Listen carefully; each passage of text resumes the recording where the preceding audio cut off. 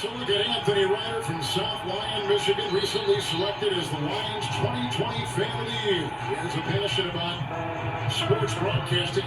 With the 112th selection in the 2021 NFL Draft, the Detroit Lions select Amon-Ra St. Brown, wide receiver, USC. One pride, baby! Yeah!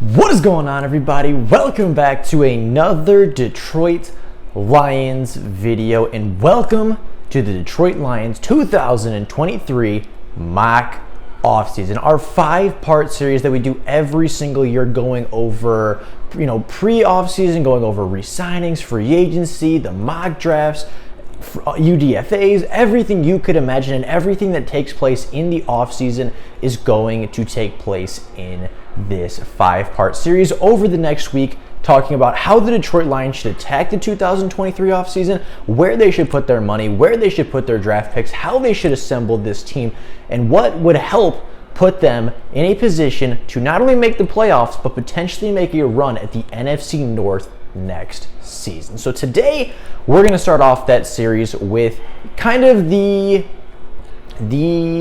planning stage of the offseason, right? Who are we going to cut? What's our cap space looking like? What are we going to go into focusing on? And how are we going to capitalize on all of the assets that we have in order to be the most effective this offseason? So today I want to talk about some players that we're going to cut, some players that we're going to use to free up cap space, both for unrestricted free agents as well as free agents coming in through the free agency market. And before we get into it, I do want to talk about where the Lions currently sit before cutting anybody. The Lions at the moment sit top 10 in the NFL in cap space with just over $15 million to spend on unrestricted free agents, the free agency market, as well as their draft class. And likely they will make some cuts, they will make some cap casualties in order to open up a little bit more space. Now, I think the one that we can all agree on is going to be Michael Brockers. Michael Brockers was traded to the Detroit Lions in exchange for a future 7th-round pick 2 years ago at this point, and really has been a huge cap hit to the Detroit Lions ever since arriving. Now, Michael Brockers was never really brought here to be a long-term option. He was brought here because the depth on the defensive line was not very good, and they had a little bit of cap to burn. They needed a leader. They needed somebody with playoff experience. They needed somebody to help develop the young guys, and so they brought in Michael Brockers for a very, very late 7th-round pick, and a pick that likely would have resulted in a player being cut anyway. However, Michael Brockers has really not impacted the Detroit Lions very favorably over the last couple of years. And in fact, last year was actually put on the bench as a healthy scratch almost every single week, except for 1 or 2 where the defensive line depth was extremely thin and they had no other options but to put Michael Brockers in uniform. Now, to be fair to Brockers, I think that he was brought here much more for his mental side of the game, much more for his leadership and his ability to teach than his ability to play football at this point in his career, right? I think that his ability to help these young defensive linemen develop is a valuable trait to have as a leader, and I think his leadership within the football team is very valuable.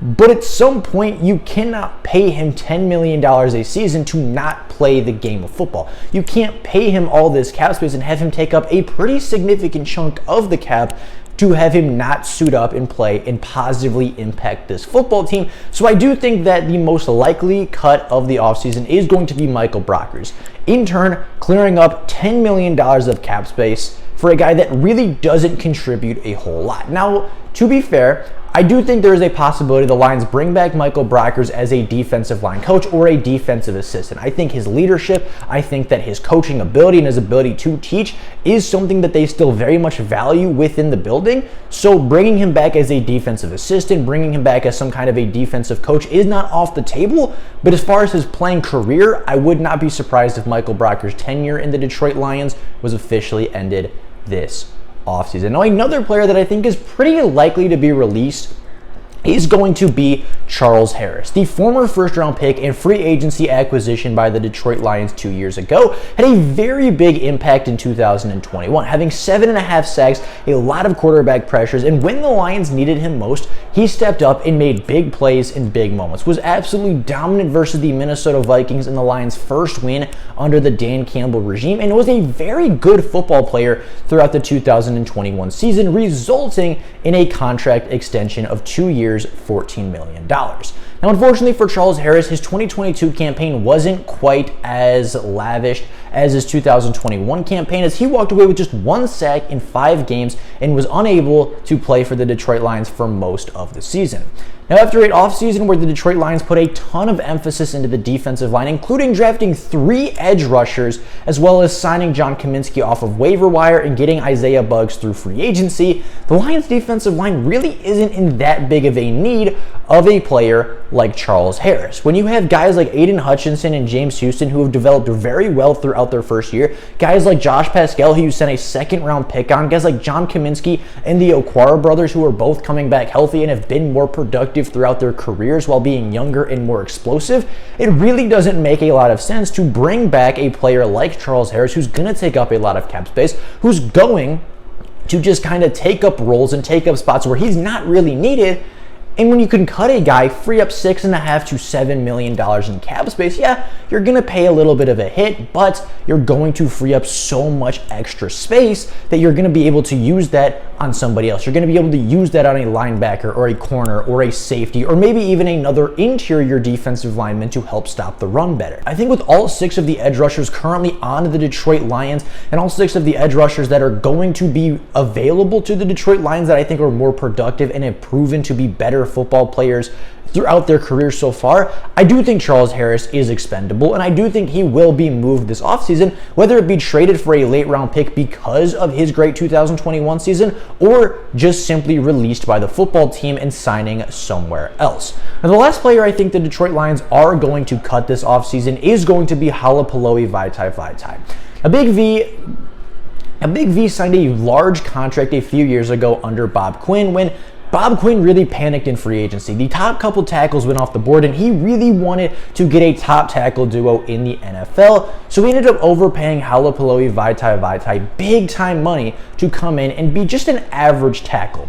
Now, Brad Holmes basically inherited this contract with nowhere to go with it, but he and the coaching staff kind of talked it over, and they decided it would be best for Big V to move interior to the guard position, allowing him to use his size and his power in the run game without having to really deal with the quick edge rushers in the elite bend that the Detroit Lions were going to see throughout their NFL schedule. Now, Big V, when he was healthy in 2021, was one of the best guards in the NFL. He played just under 1,000 offensive snaps, allowing 0 sacks and giving up just 3 penalties in that time span. But I think the reason Big V really goes off the board is because I think his availability just hasn't been where the Detroit Lions want him. Now, granted, this could be one I could see going either way. Brad Holmes and the coaching staff could absolutely gamble that Big V is going to return, is going to be healthy, and is going to return to his 2021 form. But after missing significant time in his first year under contract and after missing the entirety of the 2022 season, Big V has not been readily available for the Detroit Lions offensive line, and for an offensive line that already played like a top 3 unit despite missing their starting right guard, it doesn't make a lot of sense to keep Big V in his $12 million cap hit here any longer if you're going to have players come in to replace him. If you're going to have to put backups in to play that position anyway, why pay that guy $12 million against the cap when you could release him, free up about $9.5 million, and use it elsewhere to construct your roster? So with that being the case, I think just the availability part of it,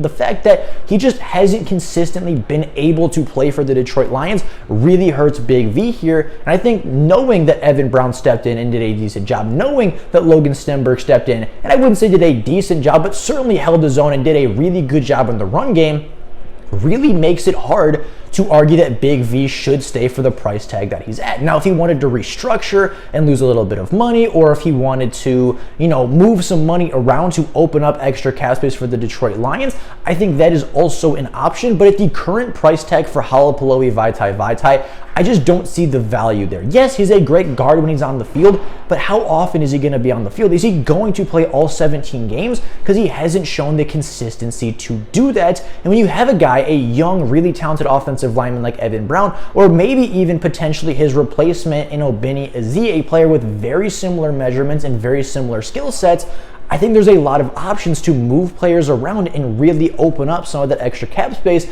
while getting rid of a player that hasn't been readily available to your organization. So with that being said, those are the moves I see kind of in the pre-planning stages of the offseason. Those are the 3 players I think will get released by the Detroit Lions because financially and just as far as play on the field goes, those players aren't impacting the Detroit Lions for what their cap and what their cap hit would indicate that they are, right? Michael Brocker's $10 million cap hit is not resembling the play that he has on the field. Halapaloe Vaitai's $12 million cap hit does not resemble the play we are getting on the field, and the same thing goes for Charles Harris. So with that being said, releasing all 3 of those players would open up the Detroit Lions to have roughly $40 million in cap space, putting them top 6, almost top 5 in the NFL, with lots of free agents that they need to re-sign, as well as multiple needs that need to be addressed in the free agency market.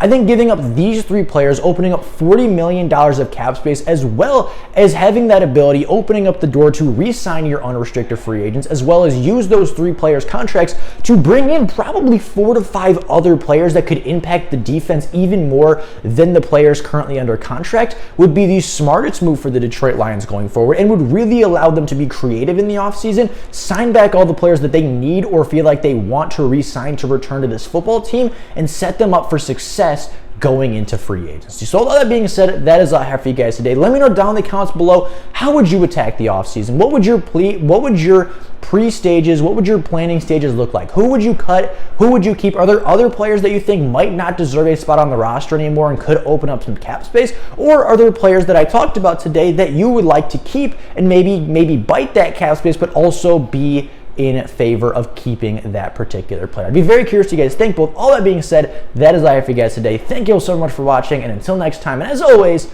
go Lions.